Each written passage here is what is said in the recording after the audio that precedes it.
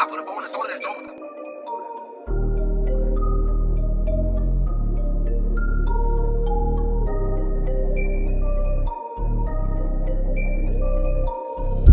Baby on the neck getting foolish. Live on the set with the gang and Mike Cooley. I'm just coolin'. Coolin' with the gang. Coolin' with the gang. Cooley in the gang. Baby on the neck getting foolish. Live on the set with the gang and Mike Cooley. I'm just coolin'. Coolin' with the gang. Coolin' with the gang. Cooley in the gang. Nothing better than a professor. Watch him cook up coolin'. Big G, can't forget my nigga Mike Cooley. Keep it high like a pot of carrot. Sweet as Mayberry. Question is she single? Is she single? We'll find out when I call and I be geeking off G. Laughing till I'm nauseous. Caution, they going all in. Leaving no stones unturned, no topic untouched. They love to cuss and they fuck shit up. Brother, I keep my money right. Make sure you keep that money right. Make sure you keep that money right. Glam sham, keep the jewelry tight, make sure you keep it. We on weekly, make sure you peep it. Matt King, state of mind, the best kept secret.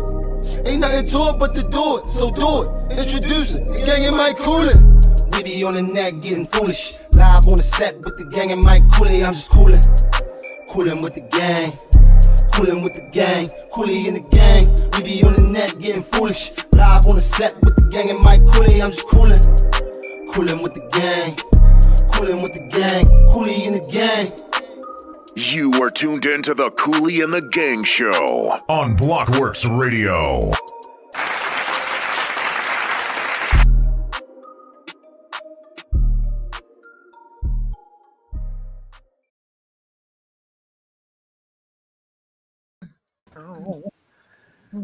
Boing, boing, boing. Hello, everybody. Welcome back. It's Tuesday. And I'm excited. I think we got a lot of good things to talk about. Ike, what are you doing, man? Ike just popped in IG. You supposed to be studying, bro. You better get back on it, bro. You get 15 minutes, and then you gotta hit the books, bro. You gotta make sure we stay on top of Ike. Dang. Yeah, you gotta get back to the studies. How you gonna put that man out there like that? What? He tell us all the time you gotta study. That's why he can't come on the show tonight. Oh, I know what you want, Mayberry. I see you. Hold up. What I do now? Y'all, look at our Mayberry. Hold up, let me. I know you lying. I know you lying. See, Mayberry. This that fuck shit that's gonna have like this for the whole show. See, I'm trying to act like I got some class with Dr. Will on here. Now you go ahead me acting ridiculous because I'm staying like this now. Look, what's this? Third time's the charm. Dr. Will is here for the third time. He's not even a guest no more. At this point, he's just, he was already family, but now he's family. Family. He's the resident doctor for all of the F that go on this show. Sorry, Dr. Will, because everybody need to get counseled on here. Probably not Linnea. And we want to welcome Linnea back again, back for good. We appreciate you. So shout out to Linnea being here. That play cousin. Oh, play cousin. The professor's here.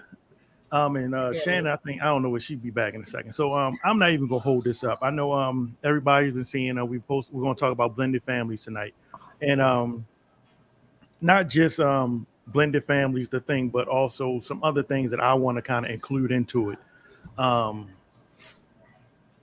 guess from the very beginning. So as far as like how do you even get to be a blended family? Like, the processes of elimination, I guess. I don't know. What did I so I looked at a couple things online. And one of the first things I started trying to look up was I was trying to get some dating statistics. Because what made me want to include this part of it into it was because Shannon was telling me about this video she just saw on Instagram. And I'm sure y'all saw it. And it was when this dude approached a girl in the car. And I've been seeing females post videos like this lately where they'll like set the camera down while they're in the car and pretty much show, I guess, how we as men try to talk to them.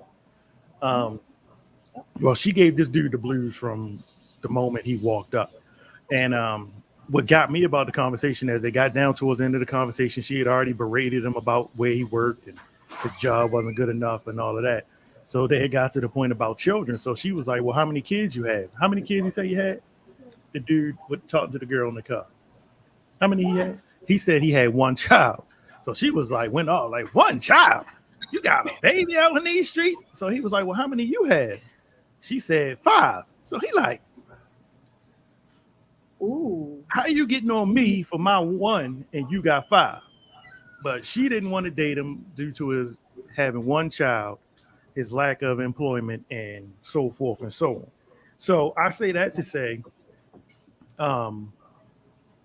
let's start from the beginning of the dating and making the conscious decision on whether or not you want to be with someone that has children. Now, did y'all see that video? Mayberry, I know if you saw it, you'd have sent it to me. I know you'd have sent me that video because that. I don't Lene, see and Lene, I know you see all the internet. You ain't see that one? Where was that? TikTok? It was on Instagram, and I couldn't find it because I wanted to play at least that part of it. I don't know where you sent it though. I know, but from where I couldn't find it when I looked for it. Okay. Oh, all right, shade room. So, all right, let's start there. And everybody, let's go back to when you were out in the streets and you was deciding what you wanted to do, because I know I was the guy in the crew that it seemed like every female I dated had kids. So I've been a bonus dad to all little children since I was 17 years old, just about. So I mean, I don't know what it was, but y'all want me to pick eeny, meeny, miny, mo? Who wants to go? Oh shit, I go. I know you will, brother. Let them know. So what question do you want me to answer? Do you want to answer the question of were children a turn off for you when it came to dating? Like was it like a red flag, like flag? No. Flag? So I think you have to qualify exactly what is dating. Like, what do people consider dating? Because dating to some men is we hanging out and I'm gonna stay around until we have sex and that's the end of it. So if that's a level of, if that is considered dating, the children, them having children is really insignificant. Mm-hmm. If I'm looking at a relationship and as far as being in there long term, then looking at if they have children and the involvement of the children's father or lack thereof could play a part in my decision making, because some women have children's fathers that are just unreasonable, and it could cause unnecessary strain. Now, I was telling you about the video that I was looking for earlier today, and I couldn't quite find the part that I wanted you to play, but the guy made a good point. Like it's hard enough dating as is, and I'm talking about serious relationships. I'm not talking about just casual encounters, but in a serious relationship, it's hard enough as is. Now, when you add in the factor of children, it also adds another dynamic. Then when you add in the drama or possibility of drama with the children's father, now it adds in another dynamic. And for women, dealing with a guy and the child's mother adds in another dynamic. So for me, I just never, I guess at my younger age, well, it's not that I guess, at my younger age, I really wasn't interested in a long-term relationship. So that was never a factor for me. But as I've gotten older, I have encountered most women have children already. So it's almost like if you're looking for a woman that doesn't have a child, it's like a needle in a haystack at this age range. And I think my biggest concern is, what is your parenting like? Are you an actual parent, or are you just a mom? Is your child's father involved? And to what degree? Does he still dictate what goes on in your household? And that was something that I stated on that other show, that with women, you generally don't hear it when women date guys, but when guys date women, you generally hear an issue from the child's father on who they're dating. And some women actually factor in their child's father's opinion about the scenario on who they're dating, which I still don't understand it, but you know, I'm not in that position, so I can't really speak on that. But yeah, for me, it just seems like it comes with the territory. I like children. I don't have a problem with children, so it doesn't bother me. I think people have issues when they really don't care for kids. That scenario that you just gave with the young lady and her criticizing the guy for having one child, I think she wasn't interested in him in the first place. I don't feel like she would have done any of that if she really had any level of interest in him. And him having a child is insignificant in the grand scheme of things in that scenario. Now, I do know a woman that has 3 children, and she said she got a list, and having a child is on that list, and she don't bend on it. She said she does not mess with guys that have children, and she says that's her reasons, and she's going to stick to her reasons. So Sienna says she didn't date men with children, and she has children. Yeah, Sienna. So go ahead. No, I was going to say I never asked her why she felt that way. She just said that she just don't deal with men with children. And what she said made a lot of sense as far as her guidelines are concerned. She said generally women have guidelines of what they will and won't deal with. Men generally don't. Mm-hmm. And she said there's nothing wrong with you having guidelines. If you don't want a woman with a child, then make that your guideline and stick to your guidelines. There's nothing wrong with that. But generally we don't actually do that. Yeah. Well, you're tuned into the Cooley and the Gang Show. We're just getting started. We got our I want to say guest, but our professional, our conscious is on. Dr. Will is here with us tonight to help us keep on task and lead us in the right direction and give us a deeper idea into some things we're going to talk about. Shout out to everybody that joined us on IG. Everybody in Facebook land, YouTube, everywhere. Everybody take a second, hit that share button. It's free. It doesn't cost you much, and we appreciate it. Hit that share button, hit that thumbs up, hit that heart. Let us know you're here. Shout yourself out when you come in. IG too. Send this video out to somebody you know needs to hear this. We're starting off talking about dating with children, and then we're going to move into talking about blended families. It's a very, very, very, very prevalent thing. Like the numbers actually shocked me when I looked them up as far as like how many blended families are like out here right now. And I think it was like about 40% of families are blended. And I definitely didn't think it was that high, but I mean, I can see it. So right now we're starting off with dating with children. The professor sparked it off for us, and now I want to bounce to one of the ladies. How was it like, Linnell, for you? Like, was it a preference? No children? Did it matter? I'm gonna be real frank. When I was a little younger than what I am now, I preferred guys with no kids because my biggest, I guess you could say, I would hyperventilate because I was like, okay, I don't want to deal with no crazy baby mamas. I don't want no jealousy.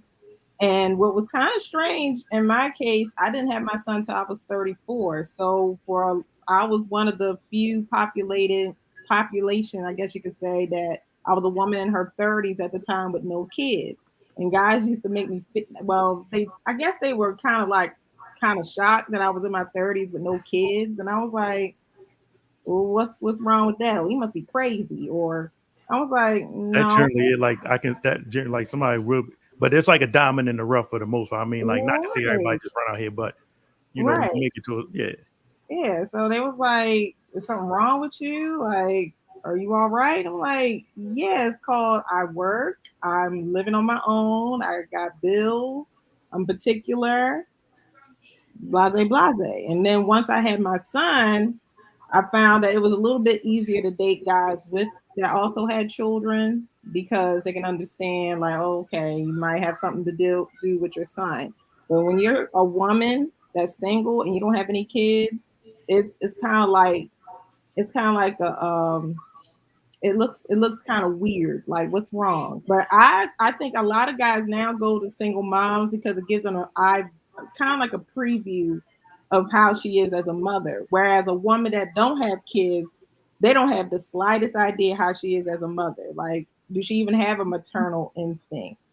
So know how she is in bed, but just don't know how she is with them kids. Bars.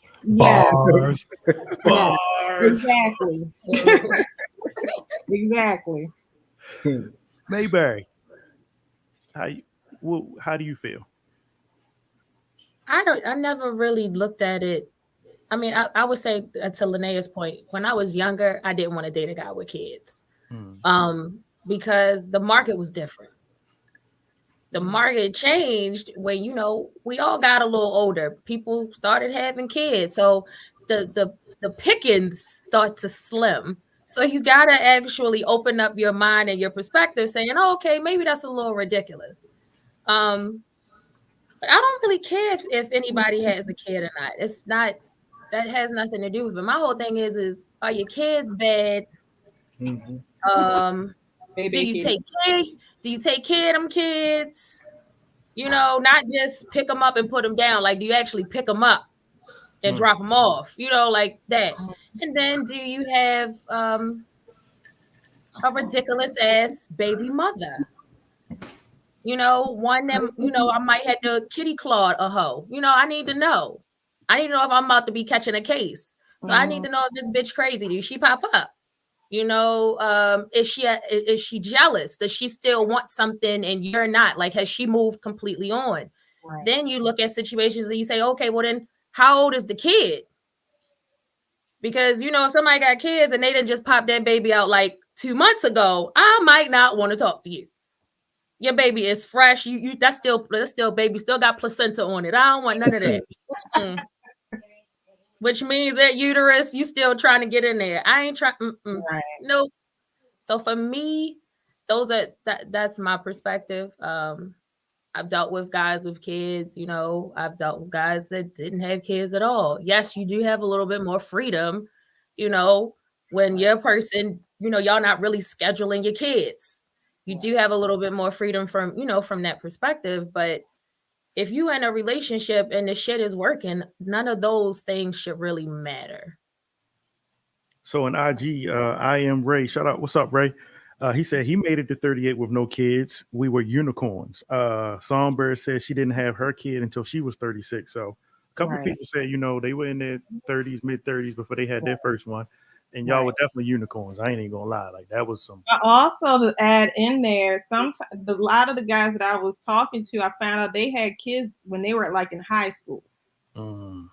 So their thing was, well, my kids are almost grown. So, and I'm like, then you got the little pop outs, as I like to call it. The people that they just made it. Their oldest kid is like 18. They're like 36, and then boom.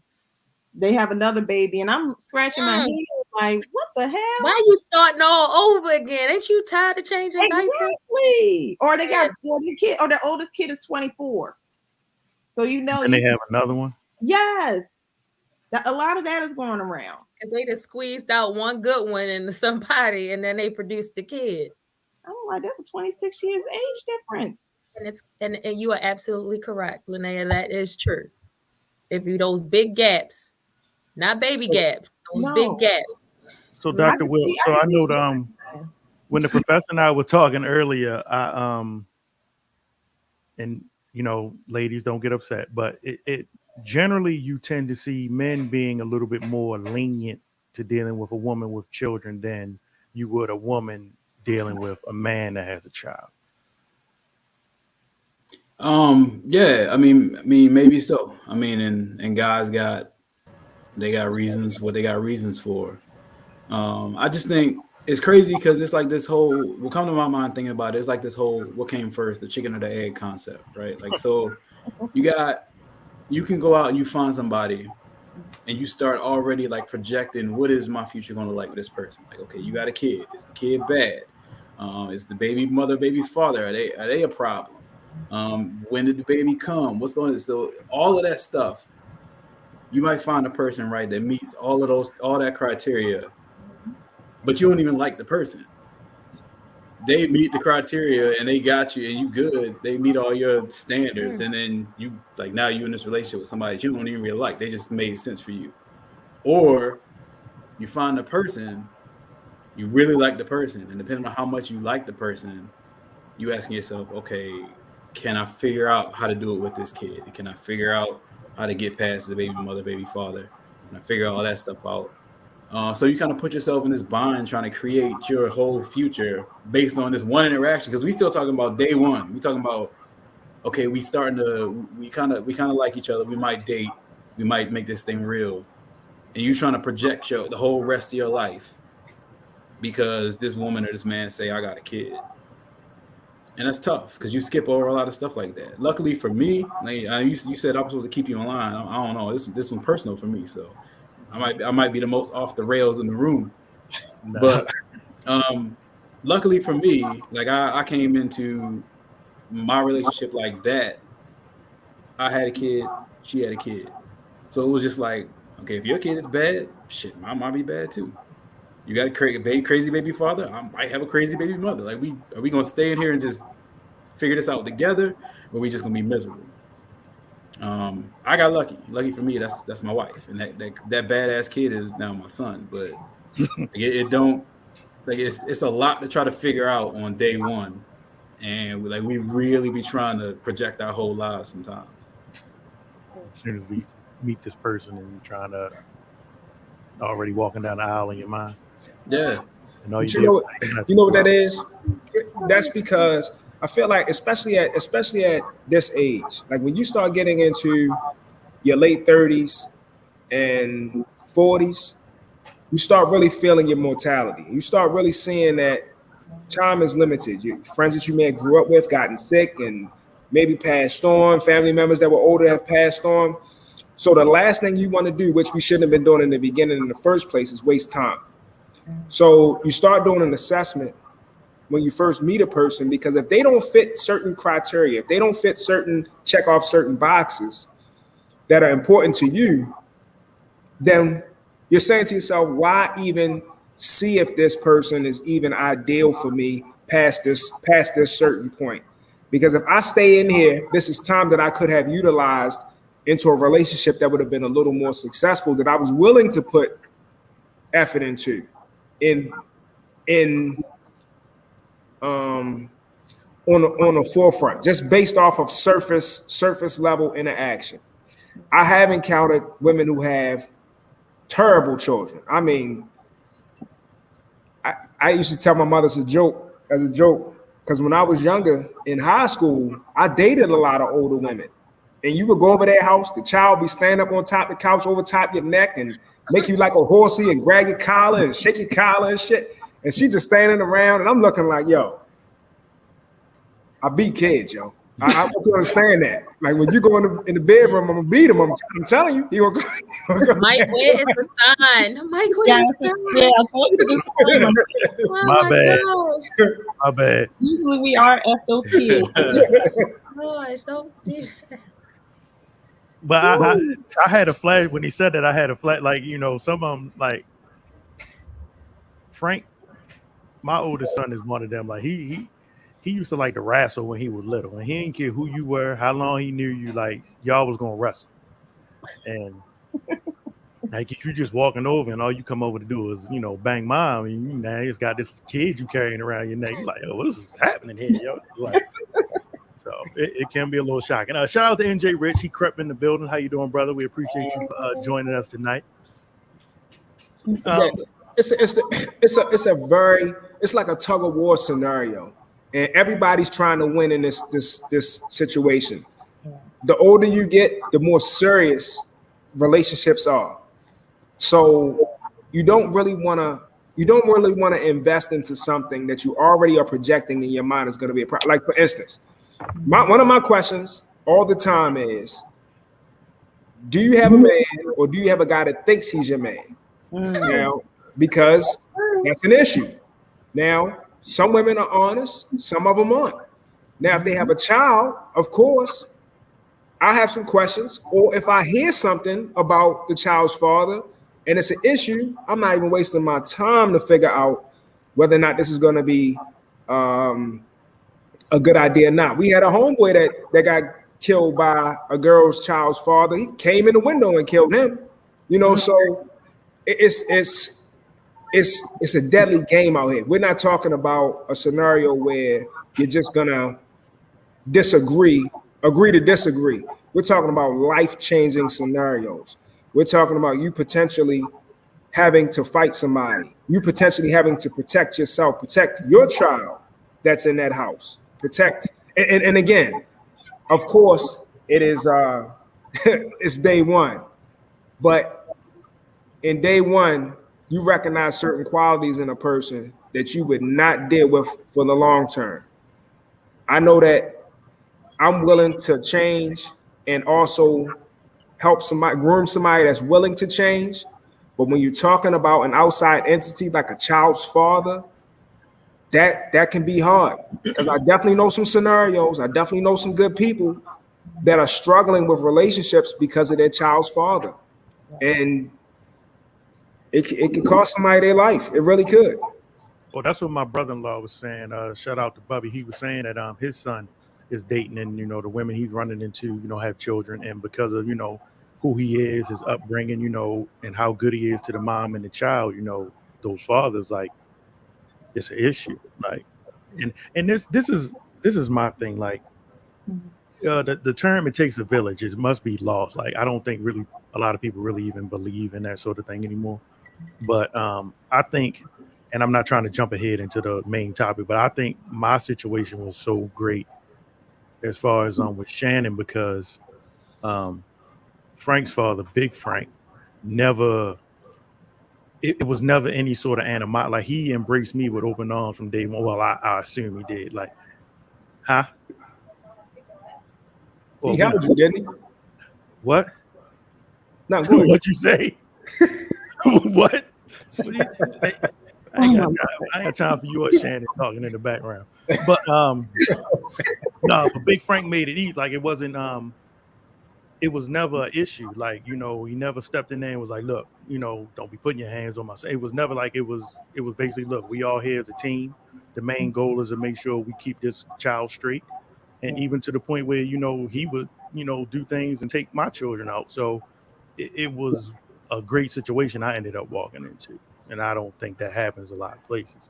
But this also happens on the other side of the fence too. It's not just like it's baby fathers that's out here that's ridiculous and putting parameters on it. That's just from you guys' perspective. From a female's perspective, I see a lot of thirsty ass, thotty ass females, and I hear it from other girlfriends with them having the same situation scenario. These women don't want these men, but they see them elevated, or they see them doing good things, because I've just dealt with this with a girlfriend. They wasn't together for a year and a half. She started dating them. They making moves. They doing business investments. So he's starting to elevate. And now all of a sudden she's becoming an issue. She's trying to pretty much call in all hours of the day, making it seem like it's stuff about the kid. And it's not about the kid, but leveraging the kid as a way to, get his attention and disrupt their relationship. So I think that it's people. I don't think that it's a male or female thing. I really think that it's when somebody sees someone else moving on or stepping up to the plate in the ways that they weren't, whether it's a man or a woman. People have jealousy. They want what they don't have, or they're looking at a situation and scenario, and it's just like, not even that I want it, but I'm hating on it because I want that, but I know I'm not going to get that with my current situation. So I see it all the time with BMs too. And that right there, I want to let NJ Rich speak on what we talked about so far. And Mayberry, what you just said, Dr. Will, you can think about it, because I want to get your opinion on that, of basically why, at the expense of the child, why is it so, what's the word? Why do people take so much offense to, you know what I'm saying? Sorry, my laptop about to die. But at the expense of the child, why is the other parent on the outside so vengeful and so spiteful when someone else is doing good? Like, what is that about? Like, can you let that marinate a little bit? I kind of want to talk about that a little bit, like, because the only person that suffers is the child. NJ Rich, go ahead, bro. I'm sorry. Well, can y'all hear me? I didn't do a mic check. 1 2 1 2. We can hear you. Okay, cool. So first of all, everything that everybody has said is along the right lines. Uh, I've dated women with children. There was a time in my life, like most other people, when I was younger, I didn't want to date a woman with a child. And as I grew older, dating women with children, like it was mentioned earlier, that became more of the pool. It was extremely difficult to find a woman that did not have children. And so, that your standards change. Well, your mindset about that changes. Let me say it that way. But when you're dating with children, you're just in, I think Dr. Will said it early, this is like the early stages. This is prelim. This is you trying to figure out if the person that you're dating, you want to enter into a relationship with. This is you trying to figure out if the father is crazy or the mother is crazy, or this is the dating period, is you trying to figure out your lifestyle, if your lifestyle is going to be a match for this individual. And what you're willing to put up with. What you're willing to put up with. You're exactly right. I think we've lost the art of dating. And I think Rudy was talking about that earlier. If your date is jumping into bed, that's, you skipping some time in between trying to get to know that person. And then, trying to figure out if this is a match, if their situation is a match for yours. If you're dating somebody, take some time to date them, and they'll tell. Most parents I know will say something about their children if they're interested in somebody. You may not have met the child yet, but Johnny had an A on his report card this year, or Johnny's in football, or Johnny's running track. Most parents I know will bring up their children in conversation if they're interested in the person that they're talking to. So you'll hopefully have an idea of the situation that you're getting yourself into. And so and I can speak from a guy's perspective, when I dated females with children, that's what they did. They let me know I have a child. Do you have children? At the time I didn't. So it's like, are you sure this is what you're wanting to do? Because as a guy in that situation, dating, being introduced to not just the woman, but her child, and everything that comes along with that, you have to be willing and ready. You're now mentor or advisor or father figure or whatever that role tends to be in that relationship. You're also trying to leverage the responsibilities of being in a relationship with a woman, and then being in a relationship with the woman and their child. So all of that you have to think about in the dating phase. If we're framing this around dating, learn the person. We don't take enough time to do that. So that when we say, oh yes, I want to be monogamous with you, or I want you to be my girlfriend or my boyfriend, you have enough information to make that statement mean something. Like, that what you're getting into, that now you have to buy birthday presents and Christmas presents, and you're doing other family things. Your time is no longer your own. You're jumping right into a family situation right away. So you start dating a woman or a man with a child. Exactly. So you have to look at your life. Do you have the time to be available, not just to the, and I'm gonna just use it from a guy's perspective, to the woman, but to the woman's child? Like, are you ready for that? And if you're selfish, just because she's fine and she treats you good, don't do it. Because parenting is a selfless act. You give up of yourself, and that child then becomes first. If you're not in a position to do that when you're dating, you got to check yourself and say, I'm not ready to be a father. Right, so I want to grab a part of that, but I want to bounce back to Dr. Will, because from what you said, I want to, as we move closer and closer to the actual blended families, I want to talk about, after I let Dr. Will go, I want to discuss thinking you're ready and then realizing you're not when that child is involved, like, in the child situation. So Dr. Will, that that toxic parent. I think that's a fair name for him, and maybe that toxic parent. Yeah. The toxic parent that sees their mate, well, not even their mate, sees their child's co-parent, their ex. Thank you, their ex with someone that obviously is not doing any wrong to the child. The child seems happy, and things are going good. They're just so set on being a disruption. Like that mindset, like that, I just don't understand. Like, I mean, is it an ego thing? Yeah. Hey, you know what? Tell you what, you know that. So when you with the first relationship, and then that breaks up, and then everybody say their thing, I'm gonna be all right. I'm gonna move on. I ain't worried about you. Blah blah blah blah.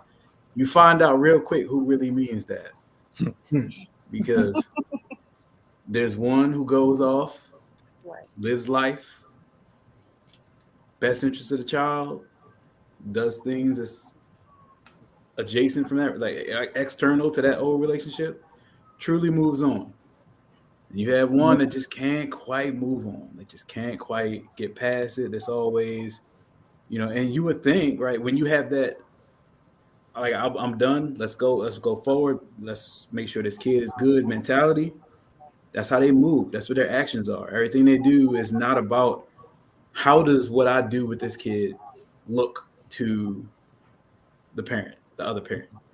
Like, it's not a show. It's really about, this is how I want to raise my kid. This is how I want to live my life.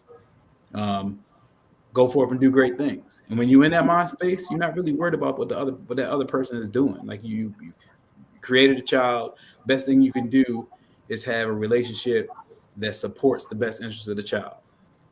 But it's always that one.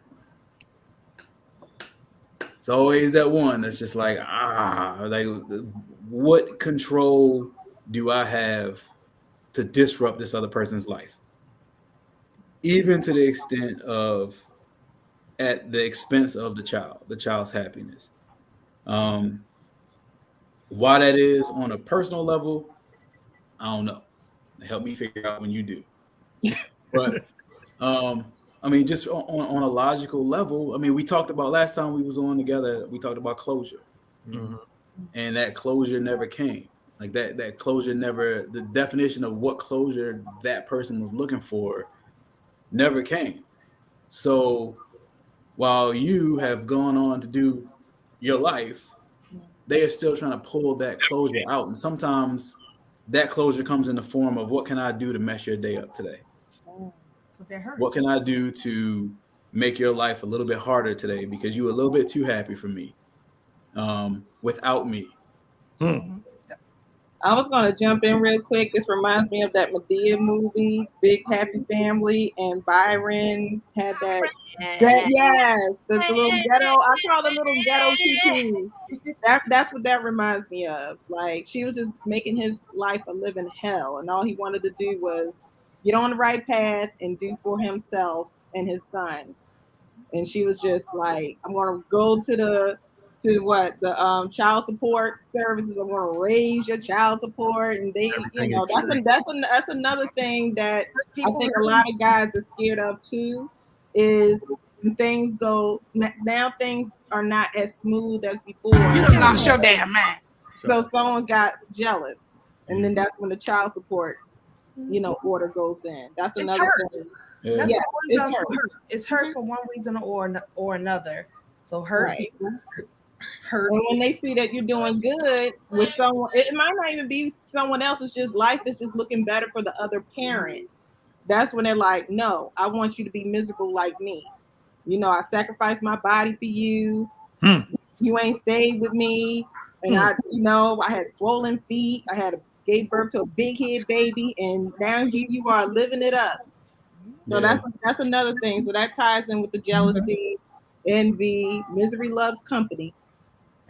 Well, that's the explanation you'll get too. But what's just crazy is we in the year we in, and I'm wondering, not me, but I'm just saying, this person is wondering, why is this static coming today? And those are the answers you're gonna get, Linnea, because I carried a child. My feet were swollen. I'm like, yo, that was part of the package. was a long time ago. That was 20 years ago. Yeah, Maybe they moved out, went to college and everything, and you still hold on. Let that person live. Let them grow. And that's the problem. It's just like at the end of the day, you would want to see your ex doing well. Why? Because that's a role model for your child. Would you want your baby mother or your child's father to look like a bum in your kid's eyes? No. Because then that's a reflection of even your judgment that you picked the bum. He wasn't a bum. And y'all laid down and had that. So it's like you're creating that cycle. So why would you not want to still have some level of a partnership in a capacity, because y'all are co-parenting and working together for the child? However, the effed up thing is that people don't look at it like that, or they sit back and act like they not messy boots, and they know they be messy boots and trying to create issues, but they had their hands up and act like they had nothing to do with it, and they send out other people to do it. Exactly. So there's always ways for people to try to wreak havoc in your relationship. I've seen it so much. It's crazy. I just want to jump on that point real quick, because like it's funny, like exactly what you said. Like you would think that would be the motivation, so because the kid is watching, but also like the kid is watching, so eventually one day you're gonna have some splaining to do. Right, depending on how the kid's gonna see how did parent one act, how did parent two act, and it's real easy to get them jabs in when the kid is just oblivious and not really knowing what's going on. But eventually, the kid starts to understand and see the pattern and start asking questions like, "Why was it necessary for you to do that?" And also, were you thinking about me when you made that decision? And that's a tough question to answer. Well, I was going to say, for my situation, me and my son's father, we co-parent, even though he's in Hampton, Virginia. I'm up here in Maryland. So finally this summer, and because we was able to go outside, we actually coordinated. I told him, because I was the parent. We are a blended family. So my son got 3 older sisters and 1 younger brother under him. So, but those 4 are in another state. So I was like, you know what? It's not his fault. I gotta get out of my feelings. I don't want him to be like, I was raised in a home with an angry mama. She's mad at my daddy. She's mad at the world. And I was like, I don't want to do that. I've seen that enough. So I coordinated that we, set up a meeting, and it worked out pretty good. And that's all it is. I was out of all the 3 moms, I'm the one that got the most sense. So I was like, I'm gonna. Because you were willing to take that step. Yeah, sometimes we get caught up in our own self and our own feelings, or we sometimes don't want to take that step. Like, oh, why the fuck he can't do it? Oh, why she can't do it? Well, it just takes one person sometimes just to, or worried about with your girlfriend or your homeboy. Like, man, don't even worry about her, man. Like, you cooked up with his baby mothers to go hang out with the kids. Like, so as long as somebody take that step. We've seen it on the Shade Room, the celebrities with all the kids, and then the baby mothers. You see the whole comments. Everybody got something negative to say versus supporting the fact that they bringing their kids together. Right. Just coordinate. That's all. I was like, you know what? This is his other side of the fence. It's not fair that he only knows his mom's side. He got to know his daddy's side. So that was my biggest thing. He's 7. So the whole 7 years, I've sent pictures to him, videos, because one of my good friends, like, I wouldn't send him nothing. I said, now look, that's not what I'm going to do. I said, he deserved to see his son. It's not the best situation. It seems like life is just beating him up, punching him, giving him, right, left hooks. I don't need to be that TKO. Hell, I need you to come get this child so I can have a break. How about that one? Let's be friends. I'll break you out. We're setting that up. Shout out to Pete Tomp. Pete Tomp is in the building. What's up, Brandon? And that's what I never understood, because I like my male best friend. He would go through things. You just want to talk with candy in your mouth? You look at him because when his son he was going through all that, and in my mind I'm thinking, sis, like, he is begging for his child. Right. Don't you need a break? Amen. You know, send his ass over there so you can have a girls' night out. Like, just besides the fact that the child needs their parents, but you need y'all a break. doing the most and hurting yourself in the end, trying to hurt the other parent. Right. Y'all hurt yourself. Let me tell you, I'll send the kid. Bye. See you in 2 weeks. Well, you are tuned into the Cooley and the Gang Show live every Tuesday night, 6 p.m. to 8 p.m. Eastern Standard Time. Our guest, well, not our guest, but Dr. Will is here again with us, chilling. Say it like that again, like he getting on our nerves. That's because he answers all my questions in our family chat, except for the one like where your professional emails. No, he just irked with me. Like he here again. Go home, Steve. That's good. I wait. Go home, Roger. I'm trying to convince him to do a regular thing, like once a month. If you want to come on every other, and he ignored you? He still hasn't answered me. Yeah, he left me on red. So I'm still waiting for him to answer that. NJ Rich is here, Lanier's here, Mayberry's here, the professor's here. His camera's just off. I think he's having a personal moment. We don't want to talk about that. Shout out to Headquarters Barbershop, just joined the IG Live. Shout out to everybody in IG land. Every time. Shout out to everybody in IG land. Everybody take a second, hit that share button as we move further. I'm here too. Oh, yes. Shannon's here. Glam Shan's here. I'm sorry. Lord. I'm so sorry. I was trying to get a lot in a little bit of time. Dr. Will, we need a topic on forget your spouse. Yeah. Lord. There you go. Yeah, shots fired. So we're talking about blended families, and I wanted to start from the beginning of just the deciding to date and dating with children.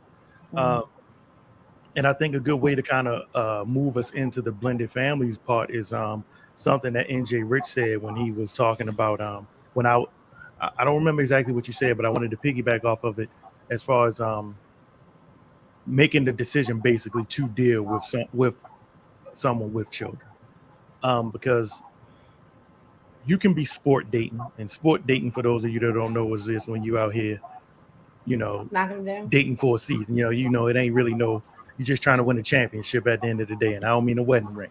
You sport dating. So if you out here sport dating, let it be known whether you have children. Like if you sport dating, let it be known. But if you're dating with a purpose, that also needs to be known too, especially if you're dating with a purpose and there's a child involved. In my opinion, that's a whole different, that puts a whole different spin on the dating, because like NJ Rich was saying, like when you make a conscious decision to date someone with a child, you're basically stepping into a family situation right off the jump. Like that's what you're walking into. And sometimes it does not work out. But what about the people who make the conscious decision to date someone with a child, but don't truly live up to the full expectation of that bonus parent? They're kind of just more like a body in a situation. I gotta go. What is the expectation though? So even before you talk about living up to an expectation in the dating phase, you need to talk about what that expectation is.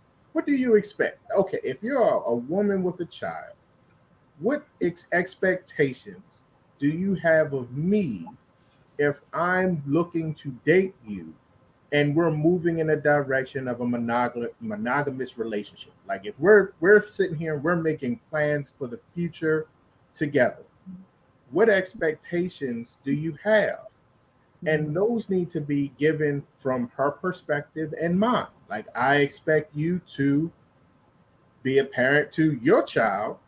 What do you expect me in that role that you would like for me to play?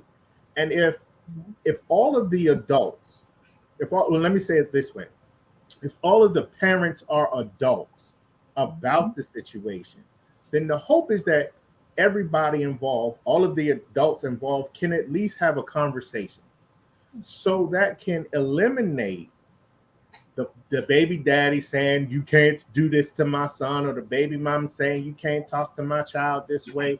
The hope is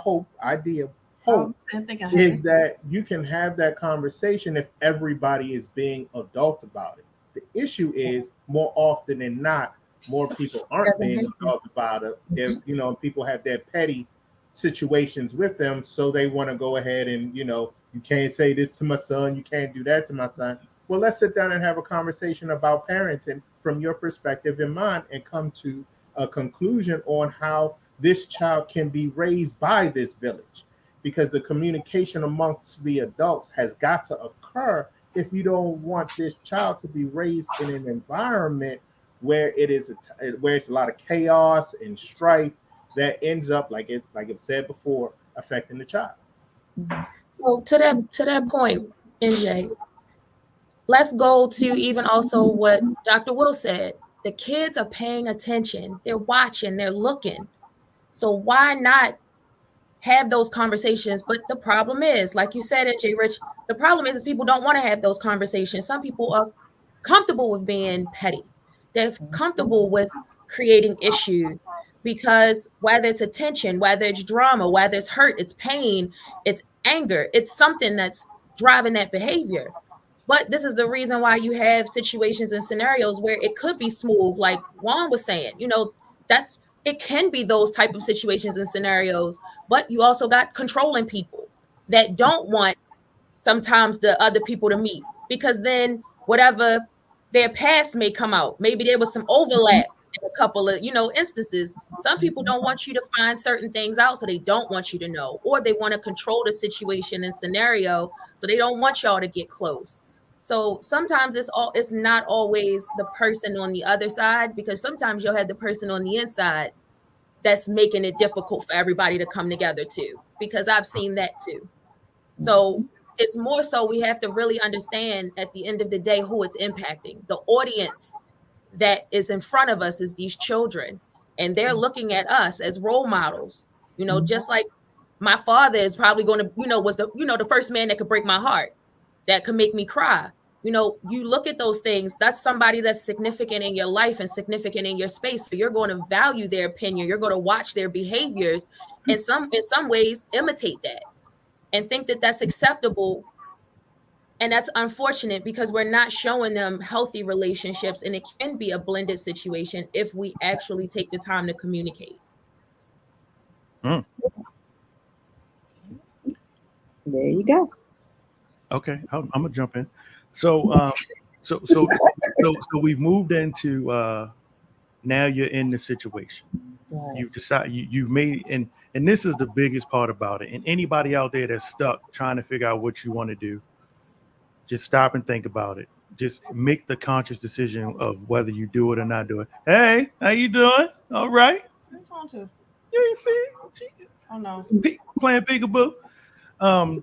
Just think about whether you have to think about whether or not you have to make the conscious decision on whether to move forward or not. Mm-hmm. And when I say if you decide not to, I don't mean be in it for like 3 years and then decide, oh man, I'm gonna pull out. I mean, if that's the case, then you really got to think about, the child, of course. But at the end of the day, if you are feeling that it's not right for you, don't stay in a situation just because and try to make yourself into something that you can't be, because that's going to hurt the child the most. It's definitely going to hurt the child, especially if you all have a child together, because that's when those feelings of mine and yours come into play. And in my perfect blended family scenario, and this is just mine, there is no mine and yours. Right. Children are our children. There ain't no, this is me and Rick's baby, this is me and your baby. Like, no. These are our children, period. Even down me, like I don't like the word step. Like, don't fucking call me a stepfather. Like, don't nobody step on me. I ain't a step nothing. Like, I'm not, like, don't call me step. I don't like referring to my bonus dad as step. Like, I don't like at all, because I just don't like that term step. So I don't use it personally. And I've never used it for my oldest son, because I never wanted him to feel like I'm out like, yeah, this is my son, this is my daughter, and this is my stepson. Make a difference. You start making a difference in the children. I like that's position. And that's just personally, this is me. This is things that I've experienced, that I've been through. Like, so I know how it feels on the other end. So I didn't want that, because like all my children are basically my children. Hey, yo, Juan just called me, said let him in. Oh, hell no.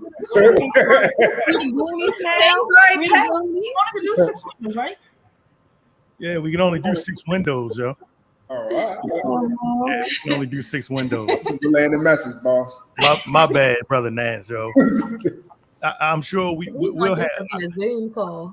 Yeah, my bad, brother Nance. There's only 6 windows. I'm sorry, brother.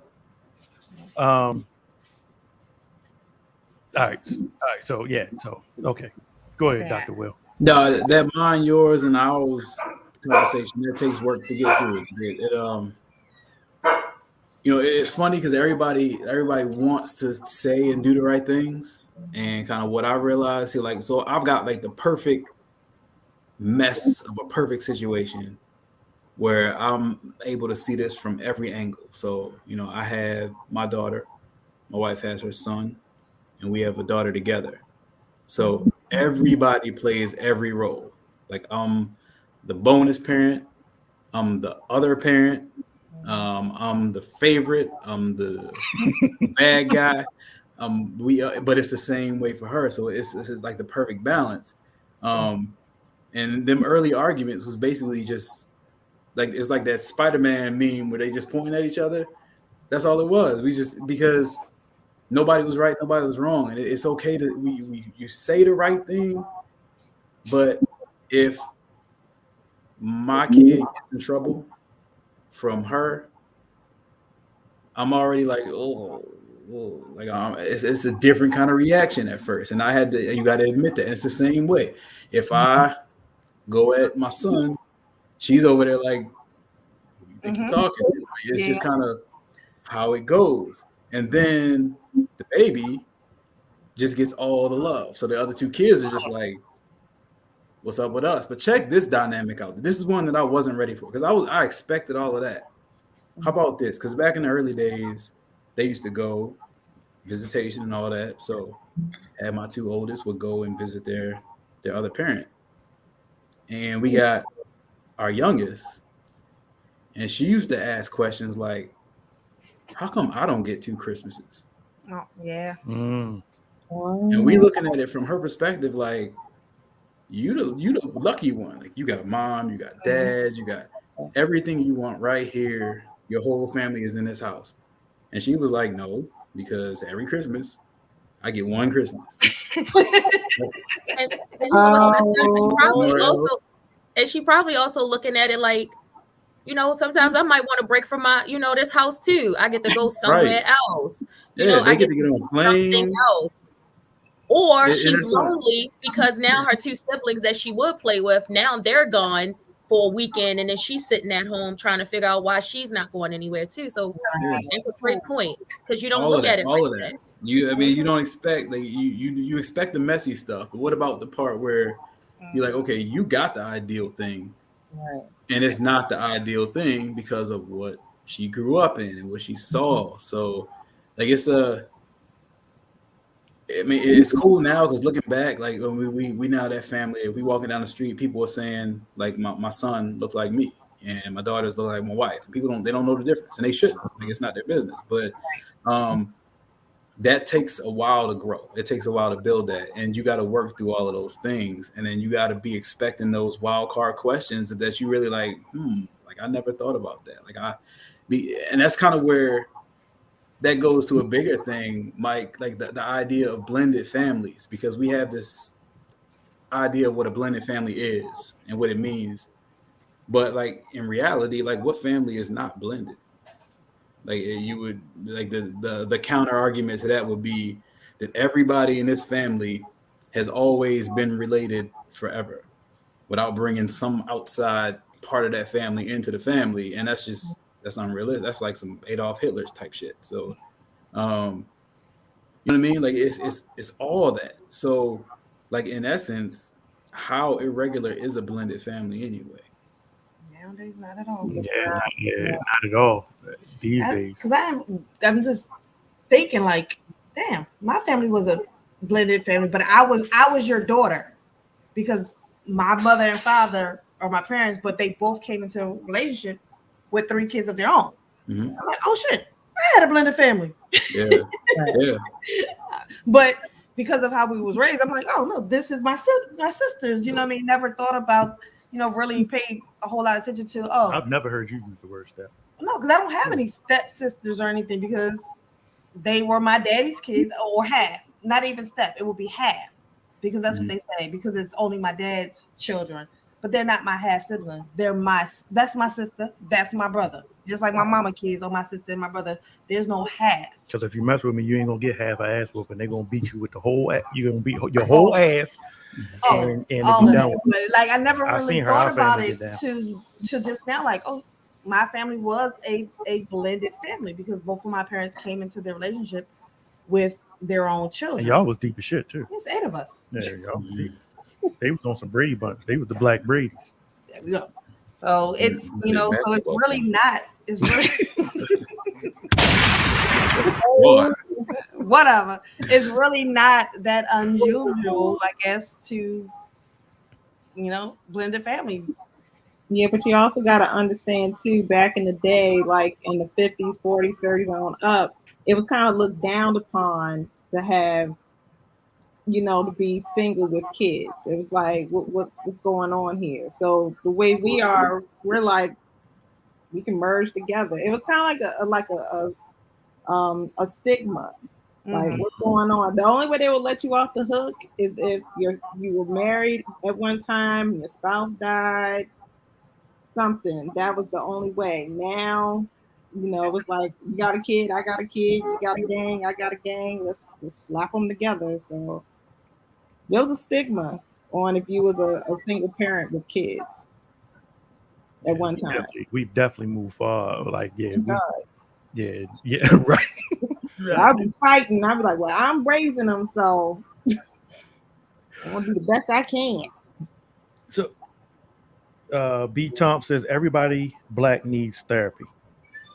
Pretty much. Yeah, I agree. Yeah, I agree with that. That's why Dr. Will comes in to help us balance out. Where's that? Yeah, and then and also we have been talking about this for a while. Like, because I said, like, I'm from a blended family. I have a blended family, and I enjoy it. I mean, in the beginning, it's kind of like you feel like the odd man out though, because you're coming into something that is already established. Now, hold on, Mike. Hold on. Here we go. Okay. So, I have never treated you different, yo. Here we go. Oh my gosh. We were waiting. I've always treated you like the first son. Never treated you any other way. Go ahead. I'm sorry. Go ahead. I just had to get that out. Yo. Go ahead. I don't want you to make me look bad on camera. Go ahead. Finish. I'm sorry. Go ahead. It's all right, Mike. It's all right. I don't even know. You picked him as your friend. I didn't really. I don't even know how we even got here. Like, Terrible. I don't know. Like, but I mean, it's kind of like the odd man out. You kind of gotta get in where you fit in. Yeah, you kind of got to get in where you fit in because you can't come in with too much bravado. You know what I'm saying? You can't. And that's what Will was talking about. Like, you come in with some bass and you crack. And I was laughing because I felt what you were saying. Because in the beginning, when we got to the point where Mike would reprimand Frank, I would be in that corner like, stop talking to my motherfucking son like that. Stretching. But at the same time, I had to be on a united front because she ain't never say that when he be jumping all over people though. That's how y'all play. That's how y'all played with his ass. So that's what y'all get. But I had to step back and really be like, I didn't like it, and that was just the mama bear in me. But I realized he was checking him for a reason. He wasn't just picking on my son. He wasn't just, singling him out. It was something that had he not got to him first, I would have got him. But it would just happen to be him first. And it was like, yeah, but I think like those moments though, because people got this idea of the stuff that makes what a family is, right? And that's all cute and cool. Yeah. But them moments, like when I'm like, yeah, Malika, you blah, blah, blah, blah, and I look back and I wait for the move, and she's like, you're right.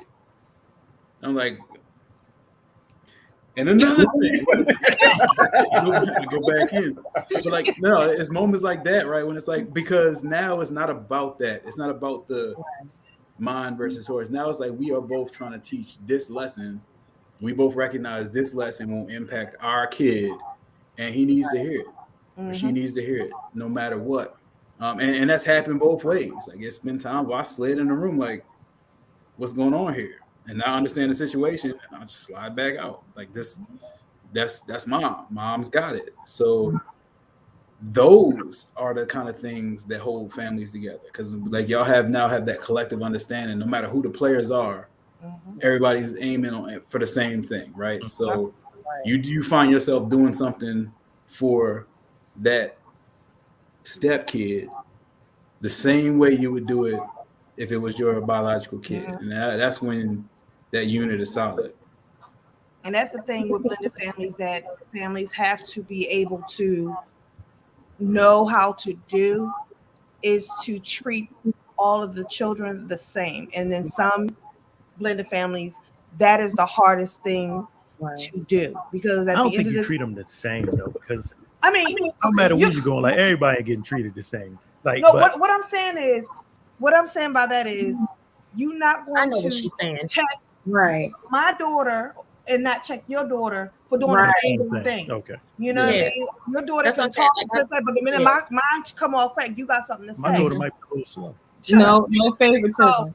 That part, you know what I mean? Like, I understand that that's your child. All parents got a favorite child. And you're gonna have a certain type of love. That's why we need some therapists. But when they all in the house together, being able to keep them on the same playing field, because even with all of our kids, we don't, you know. Who's my favorite? Be honest. And I don't care. They all sit right here, right now. I tell them to their face. I'll line them up. Frank right is his favorite. Hey, Frank, that's my dog. Pay rent. He worked 2 jobs. Like, he down with me. Chase mad as I don't know what right now. Look like Angel Mama. That's my dog. Uh-oh. Go away. She said, "How I pay the bills? I'm young." So look, so we got a question. Who got a question about something? So I'll tell you what the question was. The question was, what if the other parent don't put their hands on their child, and you come in the house and your form of discipline is go ahead. What you asked? I asked, what if, like, I have a son, my son is 9. I don't put my hands on my son at all. I discipline him the way I discipline him. If I'm dating someone and it's been, a long time in or whatever, like, what if I found him putting his hands or yelling at my son? Like, am I wrong for going off? Now, is it the yelling or is it the hands? Both. I don't care which one it is. Don't yell at my son. Like, I don't care if you're my husband, his father. I say don't yell at my son. Like, that's me as a mother. So I don't know how that would actually like. That's going to be. I think that's why those conversations are necessary when you're starting to begin those dating, like when NJ Rich was saying earlier. When I met this woman or whatever, she immediately said, "These are my kids." The problem is people don't want to have these uncomfortable conversations. They rather just go ahead. They invest in you physically, laying down with you, sleeping with you, and then you're invested in a physical capacity, but you really don't know what you're walking into. A guy might have really enjoyed being with you, but don't know that those are your requirements or restrictions. And then now, because it's not communicated, that's a dismantle, a relationship that's now gone because of those type of things. Because there's some people that's like, well, shoot, your kid ain't going to pop off and be running around the house acting like they run it, and I'm going to bow down to them. And then you have, like, on your side, don't be yelling at my kid. Me and his father don't even do that, so I don't want you to do that. So it's like you have to find somebody that's going to match your parenting style, because if not, you run into those challenges where somebody's going to always be an issue, with your relationship, unfortunately. And if you ain't yelling or whipping and your child is bad as hell, you need to let them beat them. Sorry. It was like my brother. Mike, wait a sign. I look at my brother and my sister-in-law relationship. When they got married, my brother didn't have any kids, but she had a daughter. I think she was like 3. But as now my niece is 18. So now that she's older, it's like, it's been a lot of trials and tribulations and puberty and stuff like that. And my brother tried to correct her many times, many occasions. And my sister-in-law always used to like get upset. And then he just started you know what? I got my son, my hands is washed. Now it's why you treat my daughter different than you treat. So it's like, which ball do you want me to play? Like, I'm trying to be the dad. I treat her like how I treat, my sons. But then when I say something, it's like a problem. So that becomes a conflict. It's conversation. That conversation. I feel like it's deeper than conversation. It has to be an understand. Like, we have to understand. Like, we could talk all day long. If you don't grasp the concept of what I'm saying and take my feelings into consideration of my, my child, that's a problem. Like, we could talk all day, and they still married. And they just keep up. Know their upbringing. Like the way I was brought up may be a little differently, and it does reflect in how I parent. The method that you chose may have been a result of coming up a certain way and not wanting to handle it that way. Right. So you got to know like who you're dealing with, what you're dealing with, and that's what we keep saying. Like, you got to kind of talk about it to see if you can get on that page. Go ahead, I can't hear you. I said, how do we really know who we're dealing with, though? Like, we can think we know who we're dealing with, but how, like, times change, people change, like, think that they understand, but then, I don't know. That's why I just feel like it becomes very complicated. Like, and it can be. Because it's an ongoing conversation. The problem is it's never a start. It's never a start and end. It's not a hard start and it's not a hard stop. The thing is communication is something that's an ongoing behavior. No matter if y'all are in a because you can't. I'm not going to understand if there's no communication because I don't really know what to understand. I don't really know what the challenges are or what the requirements are. So it's like having those conversations and having them ongoing because you are absolutely correct. We all change. We all grow. Yes. So today I might have a perspective of A and tomorrow my perspective might be B. But you would never know that if we never talk about it to have that conversation to say, hey, that's changed. And I wanted to bring up something else. Even we were talking about like in a relationship with trying to blend the families and people being, gosh, I'm about to lose my whole thought. Don't you hate that? I hate it. It's okay though. I'll get back to it. But you made a great point because it is challenging, and especially when people don't really grasp the concept. Especially when you love your man or you love your woman. You love your man, you love your woman, you love your kids. You don't want to, you want to stick it through, but at the end of the day, my kid, that's my baby. Like he gotta come first. But when I'm married, they say when you're married in the Bible that it's the kids are like it's your husband or your wife, and then it's the kids. So it still, I'm in the flesh. It's just like, well, we just remember. So let's let Dr. Will touch on this. 1 second, I'm gonna forget. I remember. Oh shit! I'm gonna forget again. Go ahead, yeah. I'm gonna forget. Shannon, what did you say? Fuck, Mike, you killed it again. What she said just now before the question? No, wait a minute. Shit, I hate you. Were you talking about the discipline part of everything? Like when she would cringe when I would say something. When she would cringe when I would say something to Frank. No, we're treating the children different. Oh, you'll have it where so even in a relationship, somebody's treating the kid different because they don't like the baby mother or the baby father. I've seen that. Like, okay, I don't like the BM, maybe because the BM might flirt a little too much or too needy.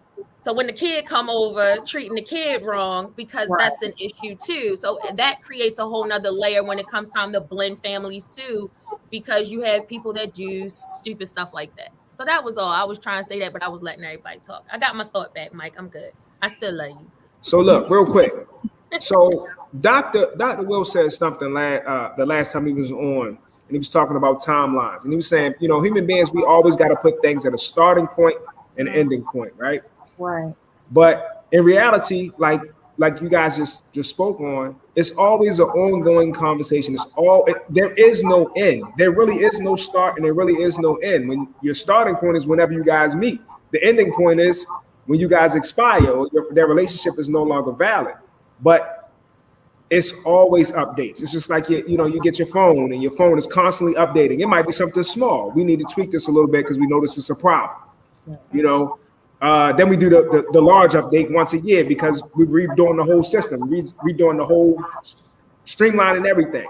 But it's a constant development. You have to constantly try to change where you are. Now I don't claim to be a holy roller. I don't claim to follow every last thing in the Bible, but there are two things I want to touch on that have been stated. And I feel like if people were more stuck more to that, then a lot of these conversations we wouldn't have to have. And one of those is about, now don't jump when I say this, having babies out of wedlock. That's number one, right? This wouldn't be a conversation if that was the case. And hold up, but I was understood. People still get divorced. That's what I was going to say. That's what I was going to say. If we really took marriage seriously, because people take marriage as an opportunity as opposed to a serious involvement. If we really got into marriages for the right reasons, we wouldn't have these types of conversations. That's the first thing. But what about a divorce? That's what I was talking about. Oh, I'm sorry, my mind. So the second thing, there's another conversation that a preacher just was talking about, and I'll share it share it at some point. But what he said is the rod of correction will strike wickedness out of the child. Whoop that ass. I'm gonna tell you something. I've used this conversation with people on multiple occasions.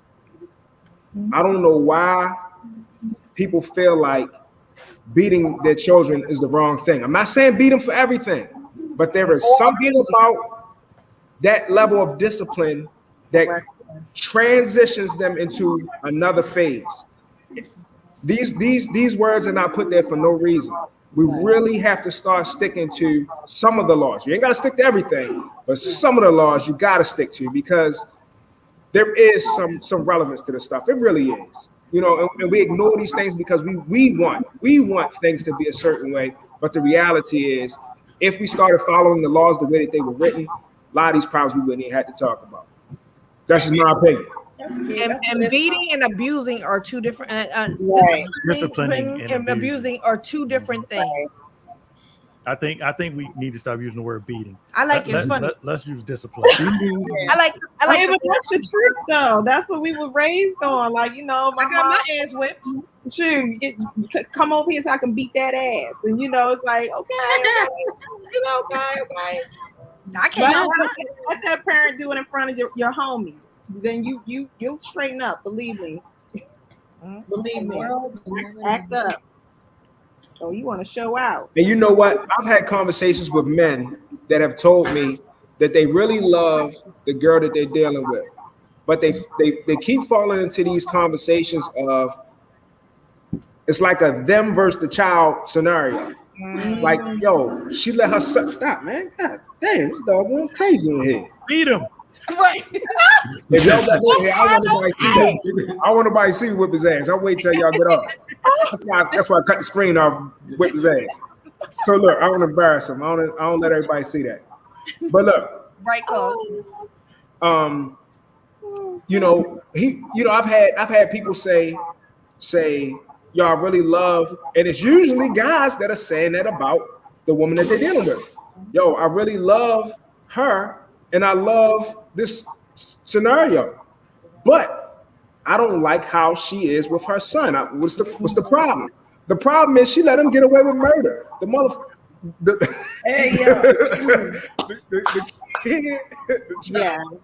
child been here tearing up stuff. He's disrespectful.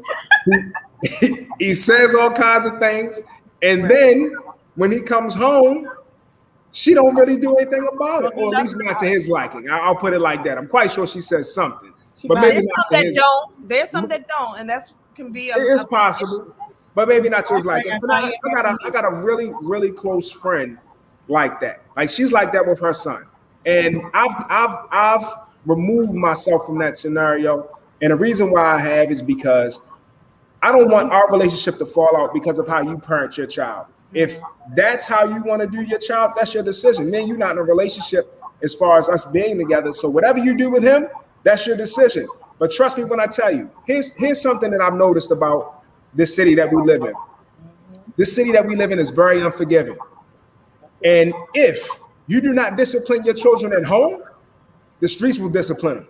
or the court system will discipline them. You ain't got to wait long. Trust me. When they get old enough, they will definitely show them exactly what you should have done at home.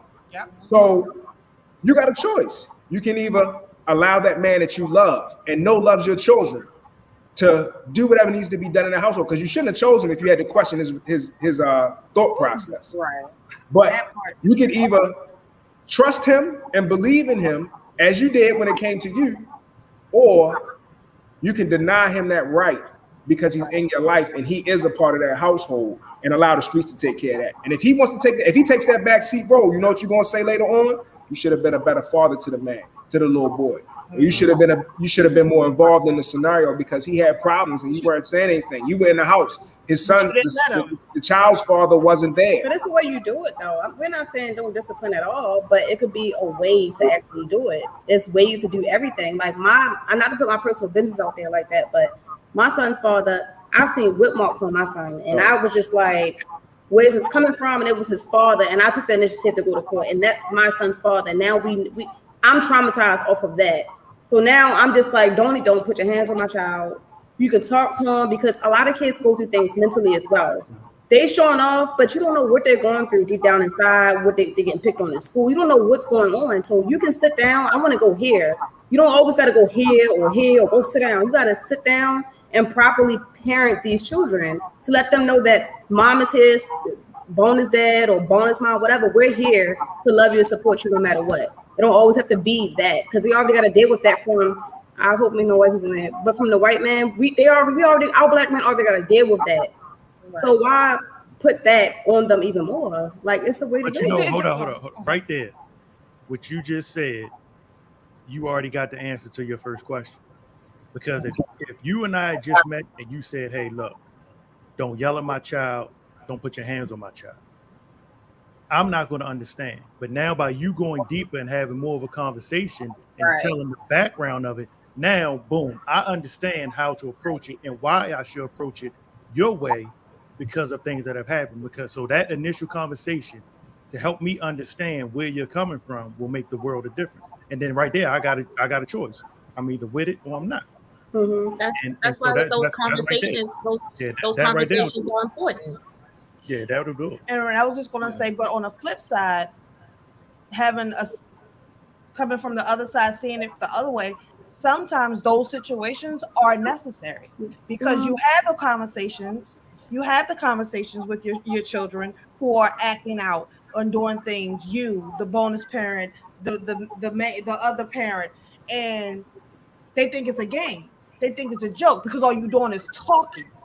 So it keeps going and going until that one day, you, bonus parent or other parent, has to whoop that ass.